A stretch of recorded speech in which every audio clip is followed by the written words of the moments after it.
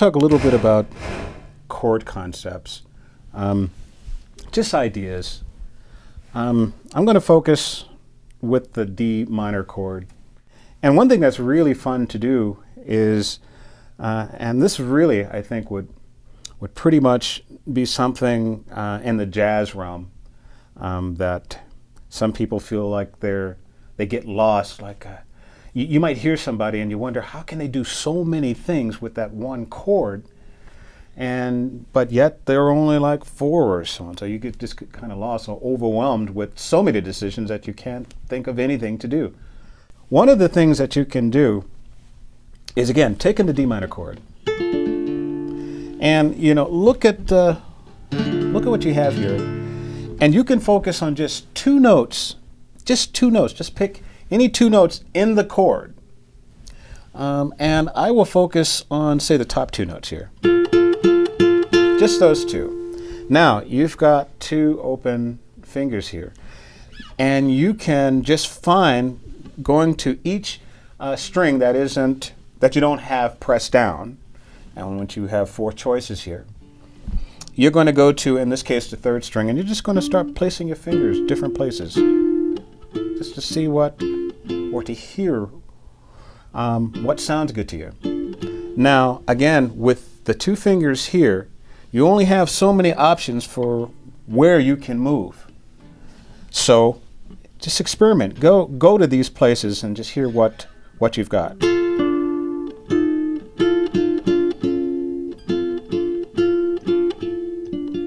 Okay. Now go to the next string with the same 2 fingers.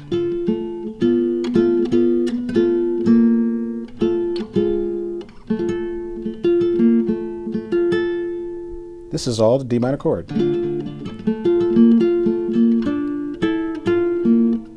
Now go to the next string. Same thing.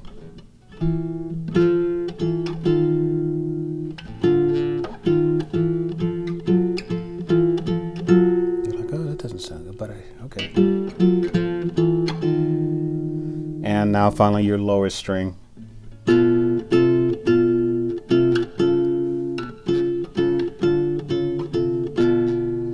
Now later on, as you get into theory, you can figure out then exactly what everything is, but I kind of think there's something to say for just going ahead and walking and just finding what sounds good to you, what feels good to you, and then if you find something you like, then you figure out what it is.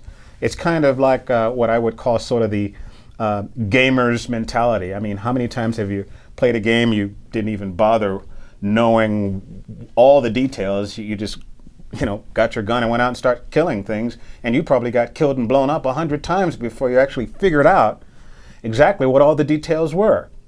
But eventually you did. And so this gamer's mentality, just go ahead, walk around. Just walk around. Find things that sound really good or feel good to you. And then when you do, then you can take the time to figure out exactly what that is. But getting back to D minor chord, and we just use these 2 fingers. Now you can use a different set of fingers, playing the same 2 notes. But now you've got these 2 fingers to play around with and place in different places.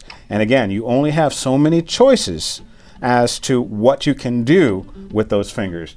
But you just want to play and see what those, feel around to find out what those choices are. So in this case, now see, I was able to go all the way down here, playing the same 2 notes as we did before. Now we're going to go down to the next string.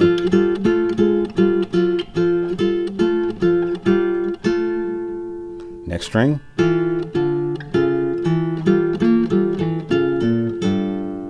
See, I just, I heard a diminished scale there, so I just played it. We're going to go down to the 6th string. And you can go to this set, 3 and 4, playing the same 2 notes.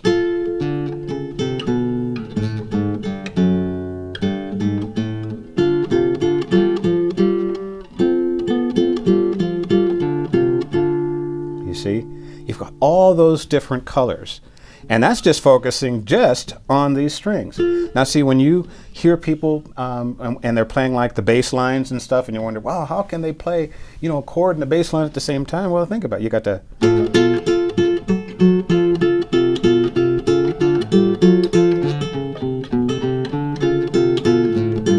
See?